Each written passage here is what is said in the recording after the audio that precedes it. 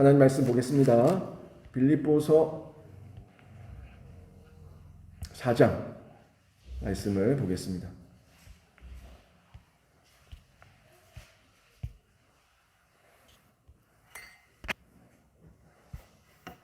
빌립보서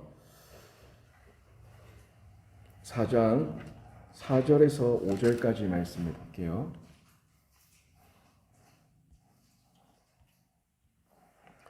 빌립보서 4장 4절에서 5절까지 말씀, 우리 두 절 말씀인데 함께 합독하겠습니다. 같이 읽습니다. 시작. 주 안에서 항상 기뻐하라. 내가 다시 말하노니 기뻐하라. 너희 관용을 모든 사람에게 가까우시니라. 아멘.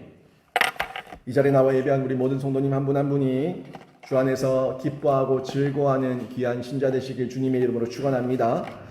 빌립보서 말씀 이제 4장까지 왔는데, 빌립보서 말씀은 하도 오래 해서 또 앞에 부분 다 잊어버리셨죠?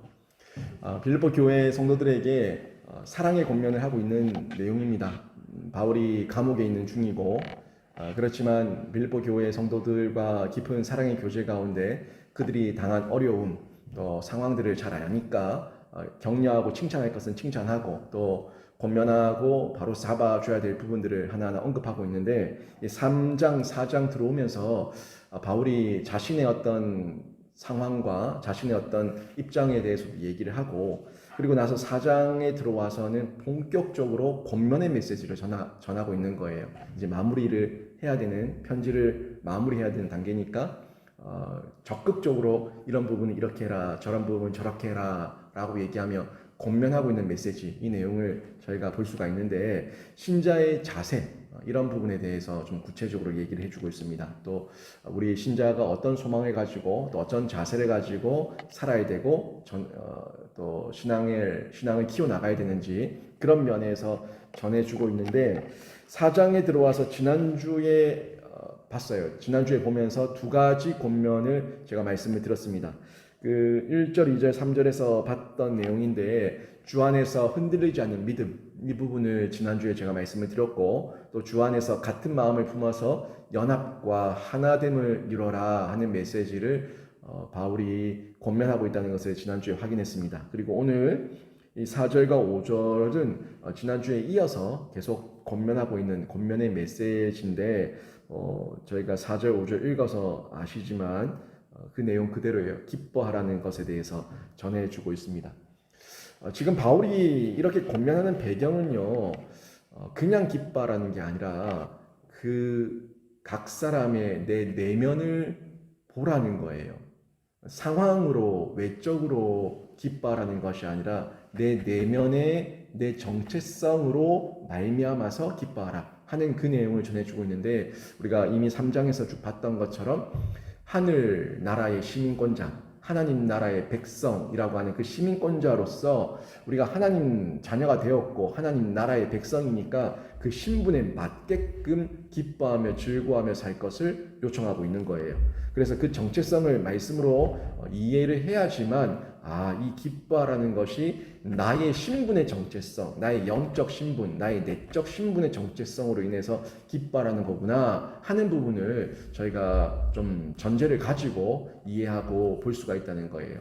그냥 문자적으로 보면은 뭐 좋은 일이 있나? 뭐 잔치 하나? 왜 기뻐하라고 그러지? 뭐 바울이 조금 있으면 이제 감옥에서 나오나? 뭐 이렇게 오해를 할 수가 있는데, 그런 어떤 외적 상황 때문에 기뻐하는 것이 아니라 내 내적인 내 내면의 영적 정체성, 나의 신분, 이 내면의 모습을 가지고 기뻐하라는 것을 전해주고 있는데요. 4절 말씀을 한번 보십시오. 주 안에서 항상 기뻐하라. 내가 다시 말하노니 기뻐하라. 강조해서 얘기하고 있죠. 기뻐하라.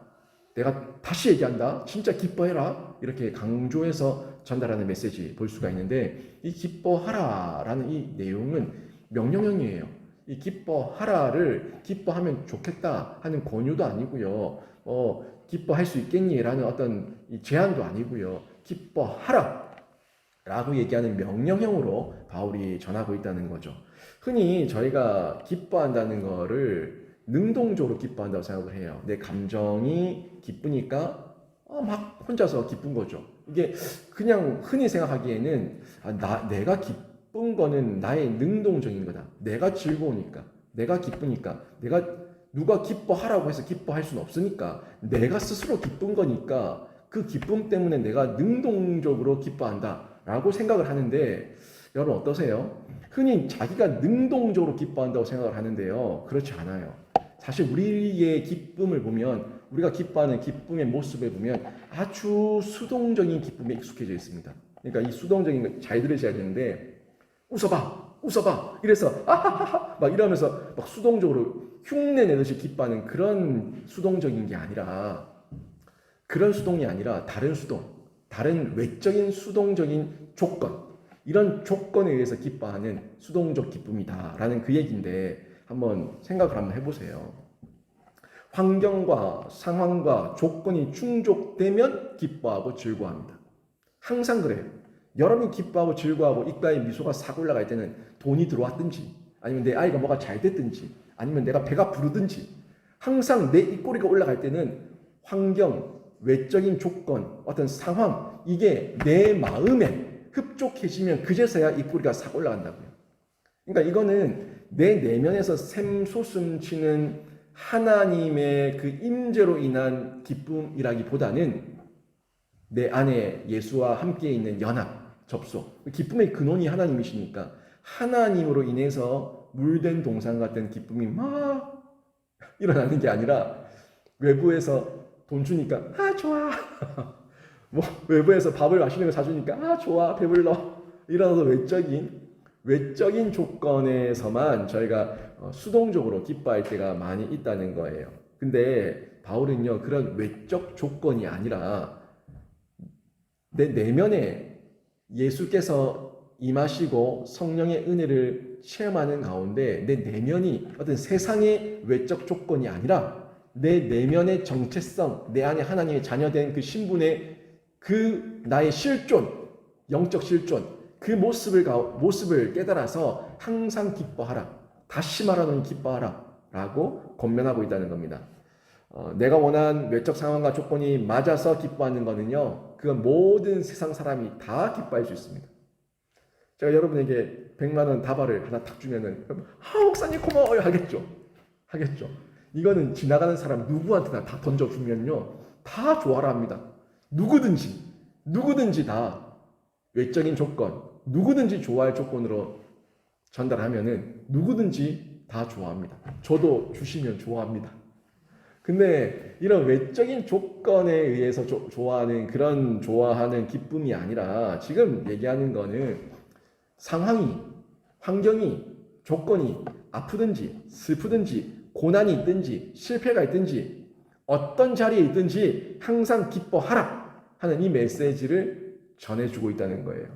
제가요 이 말씀을 준비하면서 이게 가능하냐?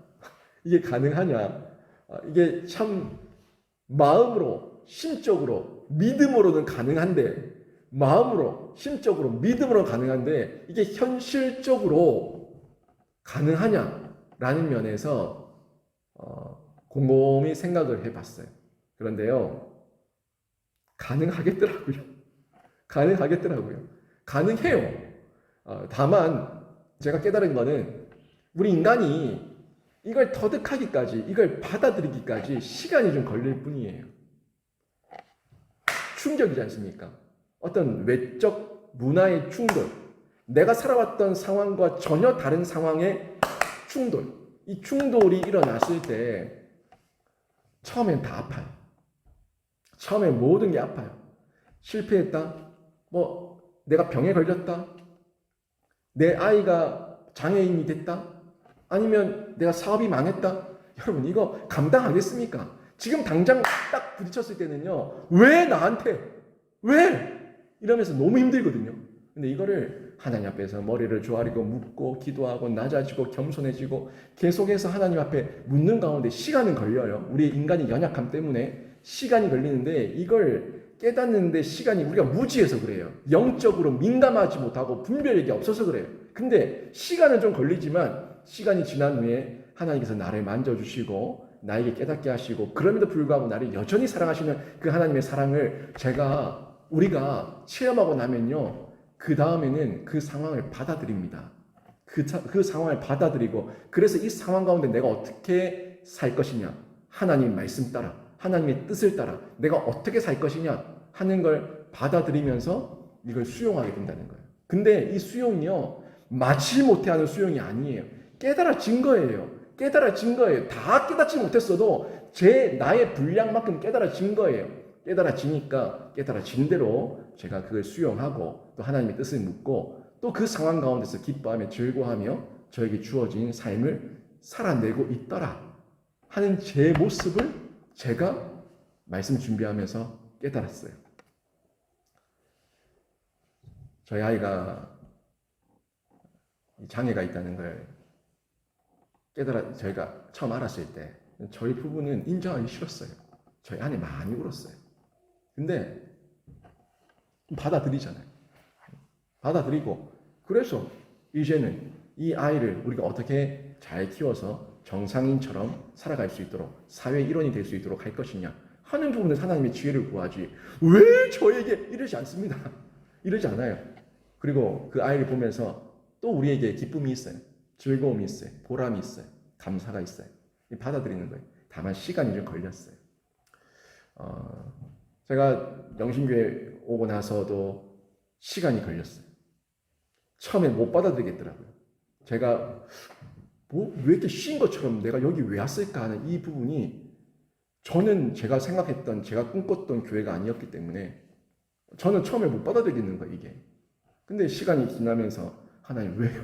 저를 왜 자꾸 묻고 또 성도들과 교제하고 또 그 가운데 하나님께서 하나씩 깨닫게 하시고, 시간은 걸려요. 시간은 걸리는데 지금도 제가 다 알지는 못했지만 제가 깨달은 만큼 그 안에서 기쁨이 있더라고요. 제가 깨달은 만큼 그 안에서 하나님 앞에 감사의 제목이 있더라고요. 여러분, 제가 지금 이 얘기하는데 기뻐하라. 주 안에서 항상 기뻐하라. 다시 말하노니 기뻐하라. 여러분, 이거 받아들이겠습니까? 기뻐하라. 기뻐하라. 이 말씀을 받아들이겠습니까? 내 상황이 지금 이렇는데, 우리 집안이 지금 이렇는데, 우리 애들이 지금 이렇는데, 내 몸의 건강 상태가 이렇는데, 내 환경이 이렇는데, 이런 상황에서 기뻐하라고요? 하나님, 이럴 수 있습니까? 그렇게 따지지 마시고 조금만 기다려보세요. 조금만 기다리면 여러분이 원망보다, 하나님 실수가 없는 분이신데 저에게 이 상황을 허락하신 것도 하나님 뜻이 있습니까? 저의 죄 때문이면 깨닫게 하시고, 하나님 뜻이 있다면 또 알게 하셔서 제가 감당할 수 있도록 저를 다듬어 주십시오. 저를 이끌어 주십시오. 여러분, 기도해 보세요. 기도하는 가운데 시간은 조금 더디더라도 그거는 하나님의 지혜가 부족해서가 아니에요. 내가 그 지혜가 없고, 내가 그 지식이 없고, 내 육신의 소욕이 자꾸 앞서니까 하나님의 그 음성을 못 듣는 거예요. 배고프면, 잠이 오면, 이 순간순간 세상의 그 육체의 소욕 가운데 자꾸 마음이 뺏기고 심령이 무너지는 것처럼, 그런 어떤 상황 가운데 내 감정이 앞서니까, 내 생각이 앞서니까 하나님의 음성을 못 듣는 거지, 하나님께서 말씀하지 않는 게 아니에요. 나를 죽이는데, 나를 꺾는데 시간이 걸리는 거예요. 그 시간이 지나고 나면 하나님께서 깨닫게 하시고, 깨닫게 된 이후에 이 마음에 이루 말할 수 없는 기쁨, 감격, 또 감사, 즐거움이 찾아오게 되는데, 여러분이 이걸 깨달으셔서 환경, 조건, 상황 때문이 아니라 날마다 여러분을 사랑하는 하나님의 그 사랑 때문에 기뻐하고 항상 기뻐하는 신자가 되시길 주님의 이름으로 축원합니다. 이게 사실 환경, 상황, 조건 안 볼 수는 없는데, 안 볼 수는 없는데 어차피 다 두고 갈 거거든요. 어차피 다 두고 갈 거예요. 거기에 매이지만 않으면 돼요. 제가 한 예를 들게요. 지금 곁에 있는, 집에 있는 나의 배우자, 그렇게 늙을 거라고 생각했습니까? 이렇게 늙어서 쪼글쪼글해질 거라고 생각했습니까? 이렇게 배가 불뚝 나오고 코를 골며 자고 그렇게 할 거라고 상상을 했습니까? 처음에는 다 꽃다운 나이에 만나서 청춘 남녀가 만나서 결혼하지 않았습니까? 근데 그때 그 청춘 남녀가 지금의 남편, 지금의 아내를 데리고 와서 살아라. 그러면 미쳤어요. 못 살아요. 그러겠죠. 근데 지금 같이 살잖아요. 왜요? 그 시간에 긴 함께 살았던 그 시간의 흔적 속에 내가 그 변화를 함께 겪었거든요. 그 변화를 함께 겪었기 때문에 이제는 그때 꽃다운 나이의 청춘의 그 아름다운 미모와 외모가 없어도 사랑할 수 있어요. 여러분 결혼 때 이런 서약을 하지 않습니까? 요즘은 이런 서약문을 잘 안 쓰는데 뭐 옛날에 이렇게 했잖아요. 신랑 누구는 신부 누구를 눈이 오나 비가 오나 바람이 부나 언제나 한결같이 검은 머리 파뿌리 될 때까지 사랑하기로 맹세합니까? 그러면 네! 라고 얘기하며 대답하지 않았습니까? 근데 이게 잘 보세요. 눈이 오나 비가 오나 바람이 부나 언제나 한결같이 검은 머리 파뿌리 될 때까지 사랑하겠냐? 그 서약의 내용은 사람의 외모와 같은 이런 조건 보고 사랑하지 않고 사람 그 자체로 사랑하겠냐? 검은 머리가 파뿌리가 돼도 사랑하겠냐? 그 얘기죠. 결국은 이 검은 머리가 파뿌리가 될 건데 흰 머리가 될 건데 그래도 사람 자체니까 그 사람 자체를 사랑하니까 사랑하겠다고 얘기하는 거죠. 근데 그게 함께 그 시간의 흔적을 살아왔으니까 시간의 여정 중에 함께 있었으니까 우리가 받아들이지. 그죠? 갑자기 나는 20대인데 60대 아저씨를 데리고 와서 너희 남편이니까 결혼해라. 어차피 너희 남편이 이렇게 될 거다. 라고 얘기하면 받아들이겠냐는 거예요. 그 얘기예요. 여러분 한번 이 성경이 주 안에서 항상 기뻐하라는 그 의미가 어떤 건지 한번 잘 생각해 보세요.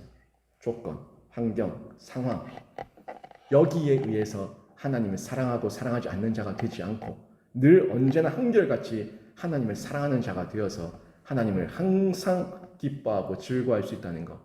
이게 우리가 하나님 앞에서 가지는 신앙의 자세여야 되고 이 자세와 신앙의 믿음이 내 안에 굳건하게 새겨져 있으면은 조금 힘들더라도 시간의 여백은 좀 필요하지만 결국에 우리는 다시 기쁨을 회복할 수 있다는 거예요. 지금 이 권면을 지금 바울이 전해주고 있어요. 바울도요, 지금 기뻐할 수 있는 환경이 아닙니다. 바울은 지금 어디에 있다고요? 감옥에 있어요. 감옥에 있는 사람이 자유인들을 향해 가지고 주 안에서 기뻐하라.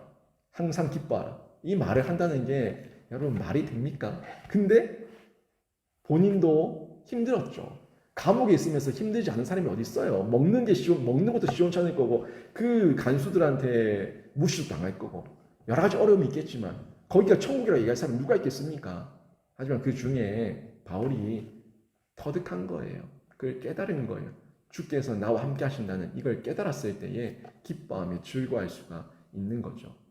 거기다가 지금 바울이 처한 상황을 보세요. 지금 빌립보 교회에게 이 글을 쓰고 있는데 빌립보 교회 지난주도 봤지만 유아디아와 순두개가 유력한 여성들이었는데 싸움이 났어요. 싸움이 나서 서로 막 파벌이 생기고 분쟁이 생기고 교회가 시끄러워요. 자기가 그렇게 사랑하는 교회인데 기쁘겠습니까? 저도 우리 성도들이 싸우고 우리 성도들 사이 뭐 그런 일 없지만 성도들이 싸웠다, 성도들이 갈등이 있다 그런 얘기를 들으면 제 마음이 막 미어지고 제 마음이 너무 아픈데 그렇게 파벌이 심해서 서로 다툼이 생기고 교회가 쪼개지고 하는 그런 이야기를 바울이 감옥에서 듣고 있는데 마음이 뭐가 기쁘겠냐는 거예요. 상황적으로는. 거기다가 또 빌립보 교회에 거짓 선지자들, 이 복음을 가짜 복음을 전하는 이 율법주의자들 이런 자들이 들어와서 계속해서 속이고 있으니까 바울 입장에서는 굉장히 신경이 곤두설 수밖에 없죠. 그런데도 불구하고 항상 기뻐하라. 다시 말하노니 기뻐하라. 라는 이 메시지를 전하고 있다는 겁니다. 어떻게 가능합니까? 그 가능한 그 이유를 4절 앞부분에서 바로 특정해서 얘기하고 있습니다. 주 안에서 기뻐하라고 얘기해주고 있는 거예요. 성경은요, 예수 믿으면 만사형통이라고 얘기하지 않습니다. 참 아쉽게도 우리는 만사형통을 바라지만 성경은 예수 믿으면 하는 일마다 잘 되고 어려운 일들도 금방 풀리고 기계적인 기쁨을 기계적으로 막 자동화된 그런 기쁨이 막 쏟아질 거라고 얘기하지 않습니다. 그렇게 가르치지도 않습니다. 육신 중에 있는 중에 죄의 본성과 사탄의 공격, 세상 시스템의 속임 가운데서 끊임없이 아프고 실패할 수 있다고 성경은 우리에게 전해주고 있습니다.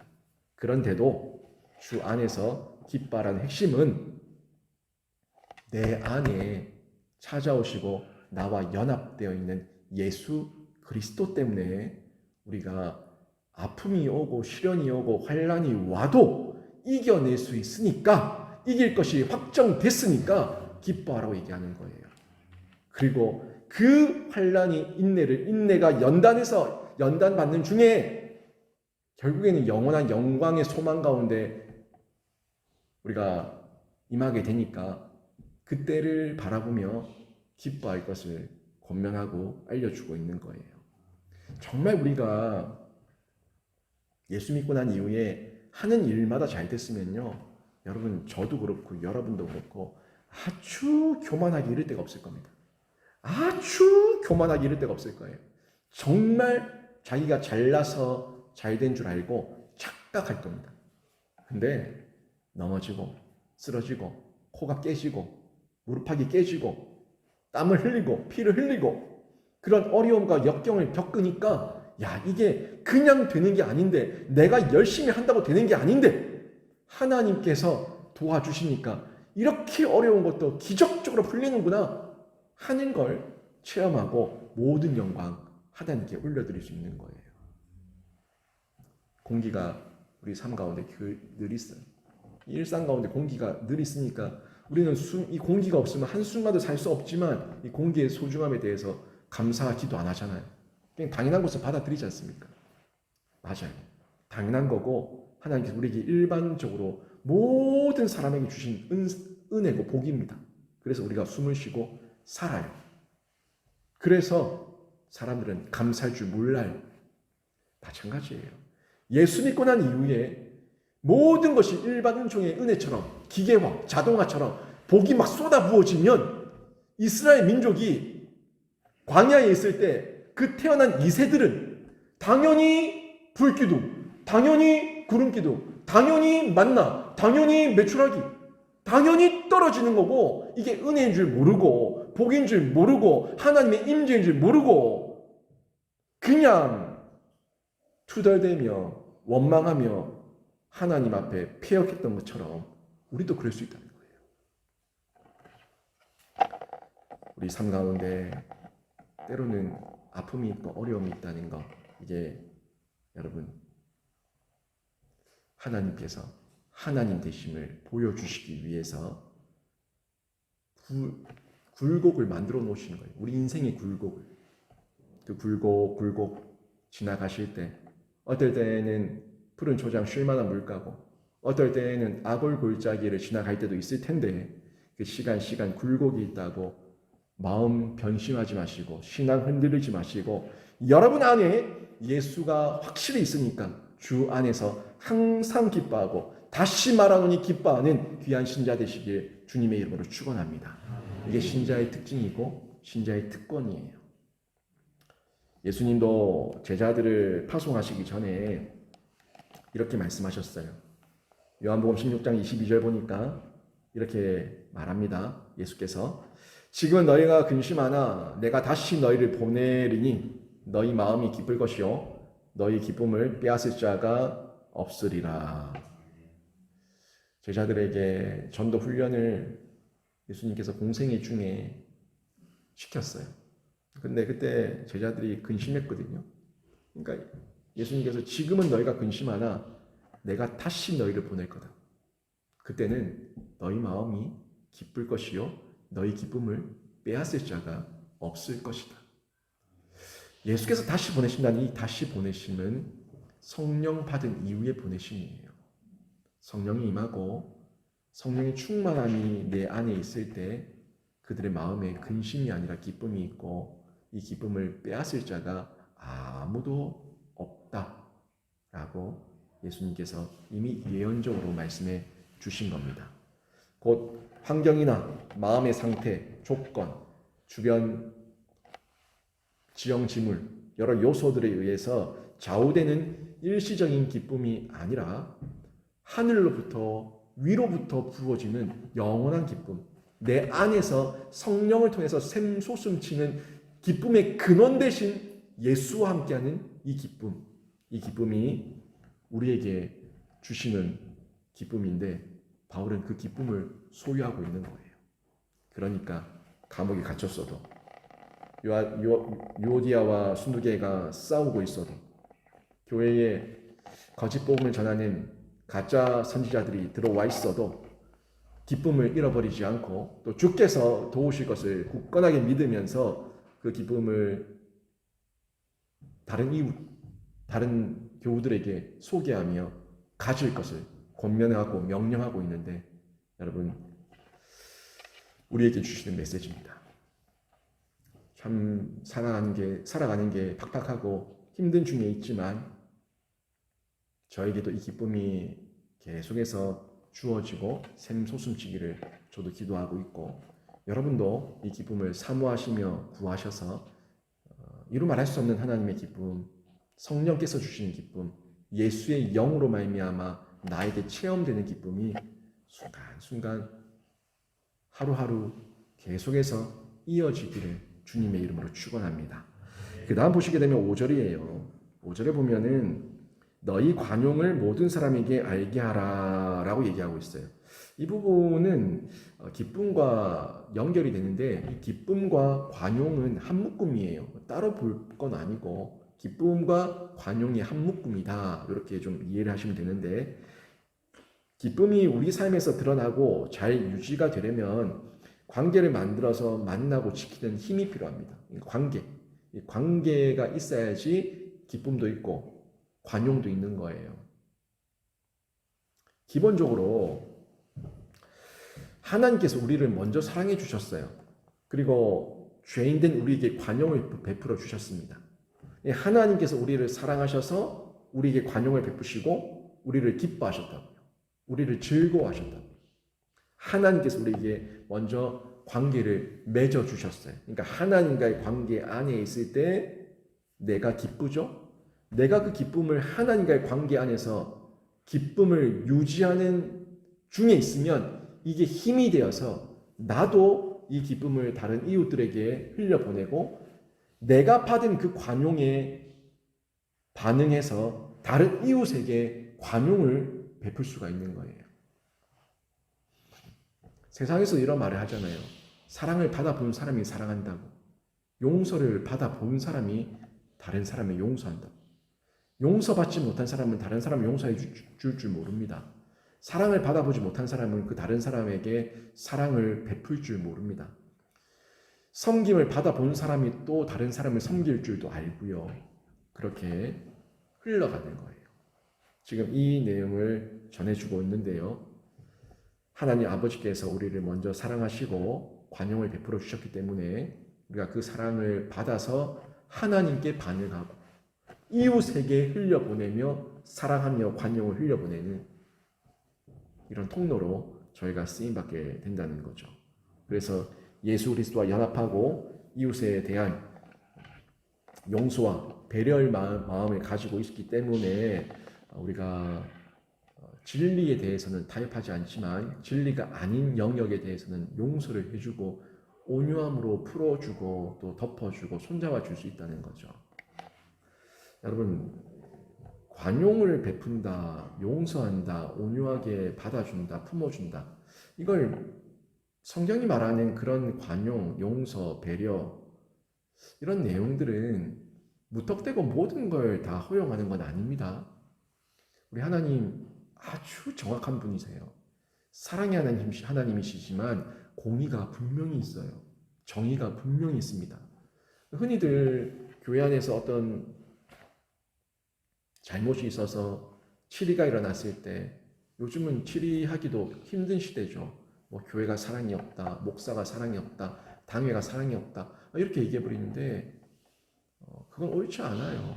정말 어떤 감정이 섞여서 치리가 일어난다면 그 문제가 되지만 복음에 대해서, 진리에 대해서, 이단에 대해서 정확하게 치리하고 또는 출교시키고 어떤 그런 절차를 밟는 거는 아주 사랑과 공의에 합당한 겁니다. 그 사랑은 우리 성도들을 사랑하기 때문에 성도들을 보호하기 위함이고 또 하나님의 공의가 있기 때문에 아닌 건 아니라고 정확하게 끊어내서 그 사람에게 회개할 기회를 주는 거예요. 지적을 해서 죄라고 알려줘서 회개할 수 있도록 기회를 주는 거예요. 아무도 말하지 않으면 그게 죄인 줄 모르고 계속 먹고 마시면서 계속 죄를 범할 수 있으니까 아니다 라는 거예요. 지금은 그 말을 듣는 게 아프죠. 힘들죠. 기분 나쁘죠. 그렇지만 알려줘야 되는 거예요. 그래야지 그 사람이 이후에라도 회개하고 돌아올 수 있으니까 그렇게 하는 건데 저희가 진리에 있어서는 양보하지 않습니다. 원칙 없이 무조건적으로 저희가 용서하지 않습니다. 진리와 원칙에 있어서는 타협이 없고 양보가 없습니다. 그러나 나의 감정이나 어떤 비본질적인 부분, 누군가의 어떤 이익에 대한 부분, 이런 부분에 있어서는 얼마든지 우리가 감정을 꺾을 수 있고 내가 손해볼 수 있고 비본질이니까 비본질적인 거는 저희가 넘어가고 덮어주고 용서해 줄 수 있다는 거죠. 나의 권리를 스스로 제한할 수도 있습니다. 다른 사람을 배려하며 그들을 품어주고 용납해 줄 수 있습니다. 이게 관용의 핵심이에요. 진리에 있어서는 타협이 없다. 하지만 감정이나 비본질에 있어서는 용서해 줄 수 있다. 이게 관용이에요. 성경에서 얘기하는 온유와 배려와 사랑의 모든 내용의 핵심이라는 건데요. 지금 이 사회를 볼 때는 그런 관용의 정신이 너무 부족하다는 것을 볼 수가 있어요. 그렇죠? 다 자기밖에 몰라요. 너무 자기밖에 몰라요. 다 자기 말만 해요. 관용의 정신이 너무 부족한데 자기 사랑에 빠져 있습니다. 자기가 우상이 된 시대를 저희가 살고 있다는 거예요. 여러분 정치권을 한번 보세요. 내로남불 뭐 이거는 여당 야당을 따지지 않고 다 내로남불이에요. 사실 조금 심하다 싶은 정당이 있을 때가 있어 그렇지 다 내로남불인데 항상 보면 자기들이 여당일 때 야당일 때 했었던 말 때문에 나중에는 다 꼴이 잡혀가지고 다 자기들도 비난당하고 부끄러움을 당하게 되죠. 결국에 정치도 사람이 하는 거니까 연약할 수 있고 부족할 수 있고 실수할 수 있고 또 모든 국민들의 만족을 얻을 수 없다 보니까 거기에 대한 평가가 다를 수밖에 없어요.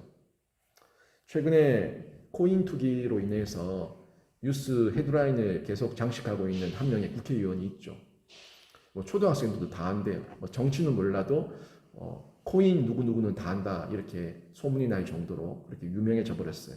근데 이 사람이 얼마나 다른 정당의 의원들을 많이 공격했습니까? 또 정부 기관장들을 향해서 청문회부터 또 국회 법사위 이런 현장에서 얼마나 쓴소리를 많이 내며 말도 안 되는 궤변을 늘어놓으면서 공격을 많이 퍼부었습니까? 그러면 자기는 마치 청년 정치인으로 정말 검소하고 가난한 정치인인 것처럼 그렇게 국민들을 속였죠. 속인 거예요. 그런데 정작 자기 민낯은 어떻습니까? 이제 드러나니까 다 까발려지니까 얼마나 추합니까? 더러워도 이루 말할 수가 없이 쇼맨십 아니었어요. 구멍난 신발 신고 나오고 월세 산다 그러고 다 쇼였다는 것을 이제 보게 되는데 자기도 까놓고 보고 자기 속 뒤집어 놓으면 자랑할 거 아무것도 없고 추하고 더럽고 더러운 것밖에 없는 그런 속물이면서, 그죠? 다른 정치인들을 향해서 얼마나 아닌 것처럼 공격하며 비난하며 흘려냈습니까? 인간이 모두 죄인이에요. 연약한 질그릇이라서 언제 어디서 어떻게 깨질지 모릅니다. 나도 실수할 수 있다. 나도 넘어질 수 있다. 라는 걸 늘 인정하고 있어야지 상대방의 그런 모습에 대해서 관용이라는 게 있어요. 용서라는 게 있어요. 배려하는 게 있어요. 품어주는 게 있는 거예요. 근데 정치파는 안 밟으면 죽으니까 어떻게든 더 밟아서 숨통을 끊어 놓으려고 그렇게 덤벼드니 자기 합리화에는 능하고 다른 사람에게는 엄격한 잣대로 비난하고 결국에 자기들이 마구마구 쏟아냈던 그 비난의 화살들이 부메랑이 돼서 자기에게 돌아와 자기의 심장을 찌르는 이런 일들이 벌어지는 것을 보게 되지 않습니까? 이렇게 관용에 대한 가르침 저희가 성경적으로 배웁니다. 배우는데도 우리는 참 이 관용하기가 힘듭니다. 이유는요, 이 관용하기 힘든 이유가 관용을 해야 된다는 건 아는데 용서해 줘야 되고 사랑해 줘야 되고 또 내 안에서 일어나는 예수의 그 기쁨 때문에 좀 모든 걸 품어줄 수 있는 이런 너그러움이 있어야 된다는 거 다 아는데 그렇게 하면 나만 손해보는 것 같은 거예요. 왜 나만 해야 되는데? 저 사람들은 안 하는데 왜 나만 해야 되는데? 이런 마음이 드는 거예요. 교회 안에서도 서로가 각자에게 주어진 역할 가운데 사역을 하고 섬기는데 좀 열심히 하다 보면은 인간적으로 그런 마음이 생길 때가 있지 않습니까? 아니 저 사람들은 안 하고 왜 나만 하는데? 자는 왜 안 하는데? 저기는 왜 안 하는데? 왜 내만 하고 우리만 해야 되는데? 하는 마음이 들 때 내가 손해본다는 생각이 들 때 그때 이 관용이 안 되고 무너지는 걸 볼 수가 있어요. 그래서 자기를 보호하기 위해 상대를 공격하고 또 자존심을 부리고 그렇게 하다 보니까 관계가 악화되는 악순환이 계속 반복되는 것을 볼 수가 있습니다. 그런 연약함 가운데 있는 우리에게 성경이 말씀해주고 있는 게 있어요. 성경이 5절 뒷부분에 보니까 뭐라고 얘기하고 있어요? 너희 관용을 모든 사람에게 알게 하라 하고 나서 뭐라고 얘기합니까? 주께서 가까우시니라. 아멘. 주께서 가깝다. 주께서 가까이 계신다. 라는 이 얘기를 전하면서 우리에게 관용을 베풀라고 요청하고 있어요. 이 가까이 계신다. 이 가까이 계신다. 이 내용은 하나님께서 우리를 다 보고 있다는 거예요. 바로 내 측근에서, 바로 내 곁에서, 바로 내 옆에서, 또 내 속에 계신 성령께서 가까이 계시니까 다 보고 있다는 거예요. 너 지금 손해보는 것 같니? 그래서 네가 손해보는 것 같아서 하기 싫어? 우리 인간의 마음이죠.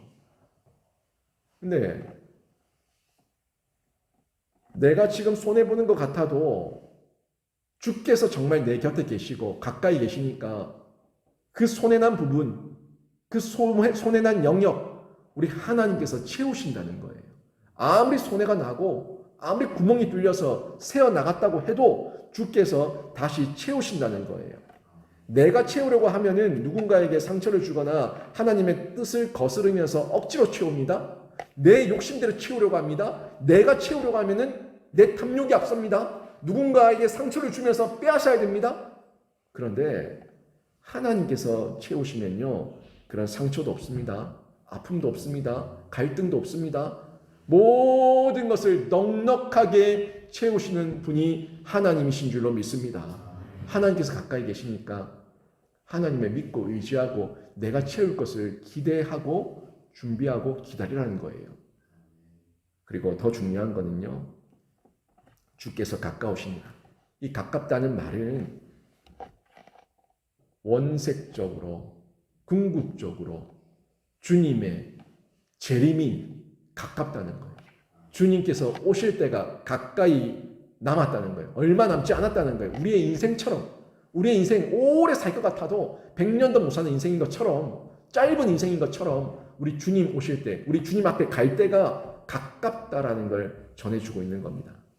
우리 주님의 그 재림 때에, 우리 주님의 심판대 앞에 갔을 때에 모든 것들은 100% 공정하게 다 명명백백하게 드러나게 됩니다. 세상의 법은요, 세상의 재판관들은 부족합니다. 판단도 불완전하고 모자랍니다. 모든 것이 연약합니다. 그러나 우리 주님의 심판대, 우리 하나님의 심판대는 100% 공정하고 100% 모든 것이 명명백백하게 드러나니까 그 누구도 토를 수가 없습니다. 그 심판대의 재판관이신 우리 하나님께서 가까이 계시니까 그때가 얼마 남지 않았으니까 우리가 조금 손해본다는 그런 계산의 마음이 들더라도 선한 마음으로 하나님을 기대하는 마음으로 하나님께서 갚으실 것을 기대하는 마음으로 할 수만 있는 대로 관용을 베풀며 본질만 아니라면 진리에 대한 문제만 아니라면 용서해주고 품어줄 것을 바울은 우리에게 명령형으로 권유하고 있는 겁니다. 두 가지였죠. 오늘 두 가지. 항상 기뻐하라. 너희 관용을 사람들에게 알게 하라. 보여주라. 이 두 가지를 오늘 전달해 주고 있는데 여러분 주 안에서 기뻐하시고 또 주 안에서 주께서 나와 함께 하신다는 걸 믿으시면서 관용을 베푸시면서 성숙해 나가시는 그런 은혜를 직접 누리시기를 바랍니다. 당장 쉽지 않습니다. 기뻐하는 것도 그렇고 관용을 베푸는 것도 그렇고 당장은 쉽지 않지만 어느 정도 시간이 걸리고 그 여백이 필요할 수는 있겠지만 그래도 그 시간을 견디며 이기며 주님 떠나지 않고 끝까지 주님 이름 부르며 그 시간을 채워나갈 때에 결국에는 내가 수용하게 되고 받아들이게 되고 깨닫게 되고 또 하나님 앞에서 감사하게 되고 하나님의 뜻을 분별해서 사명을 감당하고 있음을 발견하게 될 텐데 여러분 이 사람들이 하나님의 나라의 시민권자들이고 우리 교회의 일원들이에요. 믿으십시오. 예수께 더 뛰어들어서 하나님을 의지하시면서 천국 소망 가진 시민권자답게 일상을 살아내시고 또 승리하시기를 주님의 이름으로 축원합니다. 아멘.